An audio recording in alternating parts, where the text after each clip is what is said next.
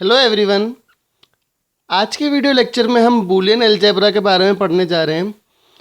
ये बहुत ही important topic है जब हम डिजिटल इलेक्ट्रॉनिक्स की बात करते हैं, क्योंकि बूलियन अलजेब्रा की मदद से हम क्या कर सकते हैं, हम एक बड़े लॉजिक एक्सप्रेशन को सिंप्लीफाई कर सकते हैं, जिसकी मदद से जो नंबर ऑफ लॉजिक गेट्स हमें यूज़ करने हैं वो रिड्यूस हो जाते हैं।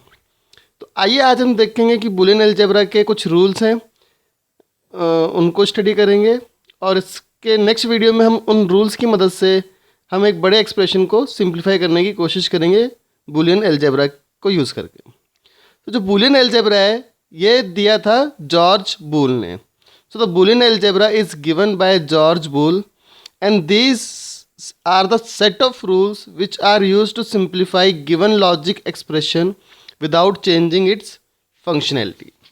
कि एक लॉजिक एक्सप्रेशन को सिंप्लीफाई तो करता है बट उसकी जो बेस फंक्शनैलिटी है वो उसको चेंज नहीं करता है। और इसमें आप एक चीज़ लिख लीजिए कि जो हम बूलियन अलजेब्रा का यूज़ करेंगे रिड्यूस करने के लिए, इट इज़ मोस्ट एफिशिएंट और इट इज़ यूज्ड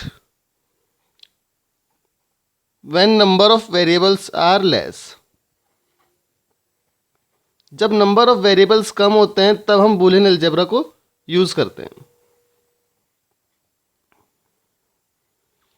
तो अब आप पूछेंगे कि अगर नंबर ऑफ़ वेरिएबल्स ज़्यादा हो जाएंगे तो कैसे हम सिंप्लीफाई करेंगे।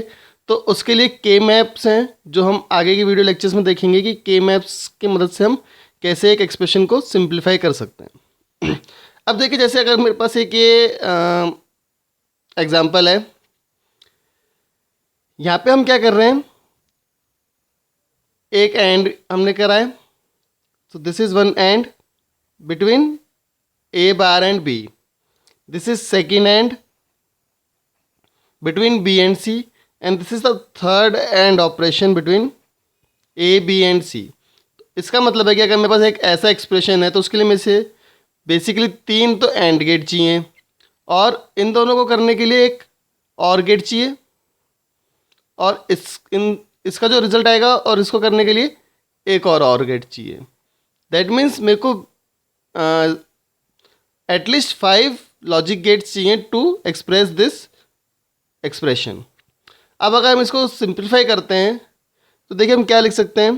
This can be written as A bar B, और अगर मैं यहाँ से बी सी कॉमन ले लेता हूँ क्योंकि बी सी दोनों में कॉमन है, तो हम इसको क्या लिख सकते हैं, B C and A plus 1। ठीक है। अब देखिए ए प्लस 1 क्या है, ये एक और ऑपरेशन है। इसका क्या मतलब है कि ए की जो भी वैल्यू है उसको मैं 1 के साथ और कर रहा हूँ, और आपको पता है कि और गेट में अगर एक भी मेरा वेरिएबल 1 है तो आउटपुट मेरा 1 आता है। So this means this is nothing but this is equals to 1। तो इसको मैं क्या लिख सकता हूँ, A bar B plus B सी।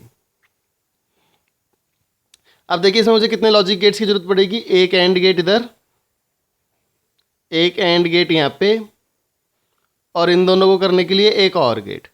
इसका मतलब है कि अब मुझे पड़ेगी ज़रूरत 3 लॉजिक गेट्स की, और पहले कितने की ज़रूरत पड़ रही थी हमें, 5 की। तो इसका मतलब है after simplifying the expression we can reduce the number of logic gates to a significant effect. तो ये आपका बूलियन अलजेब्रा है। अब बूलियन अलजेब्रा के अंदर कुछ सेट ऑफ रूल्स हैं जिनको हम स्टडी करेंगे उन रूल्स को। तो जो सबसे पहला रूल है वो है कॉम्प्लीमेंट। कॉम्प्लीमेंट का मतलब कुछ नहीं है, इसका मतलब है कि 0 का कॉम्प्लीमेंट होता है 1 और 1 का कॉम्प्लीमेंट होता है 0। और अगर कोई एक वेरिएबल है ए तो उसका कॉम्प्लीमेंट को मैं ऐसे भी शो कर सकता हूँ, ए बार या फिर ए डैश, और इसको आप ऐसे भी लिख सकते हैं, not of A. Basically it is a inverter of A. अब इसमें जो रूल है वो क्या है कि अगर एक मेरे पास ए है, इसका कॉम्प्लीमेंट मैंने लिखा, और अगर मैं इसका कॉम्प्लीमेंट दोबारा करता हूँ दैट इज़ ए बार का bar, so it will result me into the original variable that is A. तो अगर हम किसी कॉम्प्लीमेंट का दोबारा से कॉम्प्लीमेंट करते हैं तो हमें वापस से वही वेरिएबल मिल जाता है। तो ये पहला रूल है आपका। Then we have the and rules. And rules are very easy. It says A dot A is equals to A, कि अगर कोई भी ए की वैल्यू है और उसको मैं उसी के साथ अगर एंड करूँगा तो जो मेरे को आउटपुट मिलेगा वो भी ए ही मिलेगा। जैसे हम देख सकते हैं 0 and 0 it is nothing but 0 and 1 dot 1 is nothing but 1। So basically it is A dot A is equals to A. Then A dot 0 is equals to 0, क्योंकि हम एंड में अगर ए की कोई भी वैल्यू है और उसमें 0 से उसे एंड कर रहे हैं तो आउटपुट हमें 0 ही मिलेगा। जैसे आप देख सकते हैं यहाँ पे 1.0 एंड के केस में क्या होगा 0 and 0.0 is also 0। So A dot 0 is 0। Then A dot 1 is equals to A, कि अगर ए की वैल्यू पे अब डिपेंड करेगा कि आउटपुट क्या आएगा। क्योंकि देखिए अगर ए की वैल्यू 1 है तो 1.1 इज इक्वल्स टू 1, ये सेम है आपका 1 और 1। अगर ए की वैल्यू 0 है तो 0.1 इज इक्वल्स टू 0, ये वैल्यू सेम है, यानी कि ए की जो भी वैल्यू होगी वही आपकी आउटपुट की वैल्यू होगी।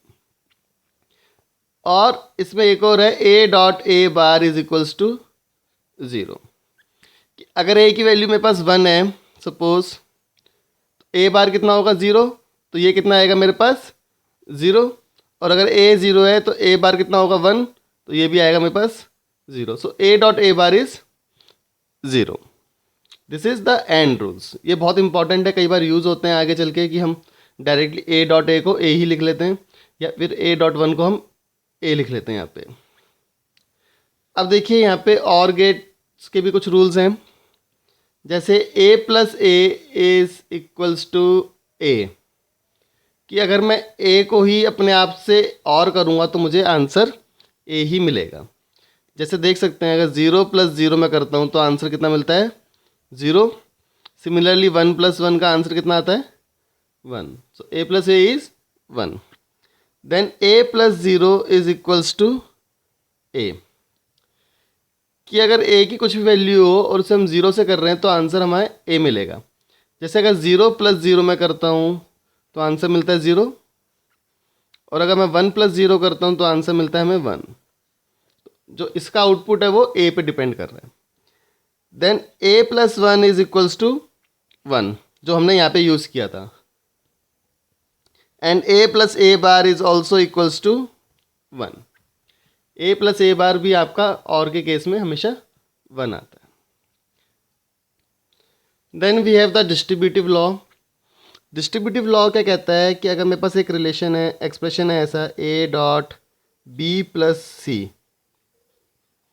तो इसको हम लिख सकते हैं ए बी प्लस ए सी। इसको हमने डिस्ट्रीब्यूट कर दिया इस फॉर्म में। और एक और है इसमें जो है A plus B dot C, तो इसको हम लिख सकते हैं A plus B dot A plus C. तो ये जो दो लॉ हैं ये बहुत इंपॉर्टेंट लॉ हैं आपके, जो आपको याद होने चाहिए। अब इसका जो सेकंड लॉ है, इस सेकंड लॉ से हम एक प्रोबेबिलिटी के अंदर हम यूज़ करते हैं कंसेप्ट को, उससे आप डिराइव कर सकते हैं। जैसे एक होता है प्रोबेबिलिटी के अंदर, अगर ए प्लस ए बार बी हमें गिवन है, सेट रूल्स के अंदर आपने कभी देखा होगा इसे, तो हम इसको डायरेक्टली ए प्लस बी लिख देते हैं। और काफ़ी स्टूडेंट्स सोचते हैं कि ये कैसे हुआ कि A plus A bar B को हम ए प्लस बी कैसे लिख सकते हैं, क्योंकि कुछ भी कॉमन तो आ नहीं रहा यहाँ से। तो देखिए इसको कैसे करते हैं। अब अगर मैं इसको ऐसे देखूँ तो मेरे पास ए है, ए बार बी क्या है मेरे पास बी सी। तो इसकी फॉर्म में अगर मैं लिखता हूँ तो क्या बनेगा मेरे पास A plus A bar dot A plus B. मैंने इसको इस फॉर्मूले की मदद से, इस लॉ की मदद से इसको ऐसे लिख लिया। अब ए प्लस ए बार कितना होता है, ए प्लस ए बार हमने देखा था A plus A bar is 1। So this is 1 dot A plus B, and anything that is ended with 1 result in the variable itself. जैसे ए डॉट 1 कितना है ए, तो ए प्लस बी डॉट 1 कितना आएगा आपका A plus B which is the answer. तो ये probability के अंदर यूज़ होता है, जिसको हम इस डिस्ट्रीब्यूटिव लॉ से सॉल्व करते हैं। तो ये आपको याद होना चाहिए, डिस्ट्रीब्यूटिव लॉ। और ये भी आपको याद होना चाहिए, कई बार ये डायरेक्टली यूज़ हो जाता है कि A plus A bar B is A plus B. Then we have the commutative law. Commutative law says A plus B is equals to B plus A. Just हम रिवर्स कर रहे हैं। और इसी तरह A dot B is equals to B dot A. इसमें सिर्फ हमने इसको रिवर्स किया। Then the next is the associative law. Associative law says A dot B dot C. तो इसको हम ऐसे भी लिख सकते हैं A dot B dot C. तो जो आपका आउटपुट है वो सेम आएगा दोनों केस में। तो ये आपका है associative law. Then we have the De Morgan's law, बहुत इंपॉर्टेंट है डी मॉर्गन्स लॉ। दो डी मॉर्गन्स लॉ हैं।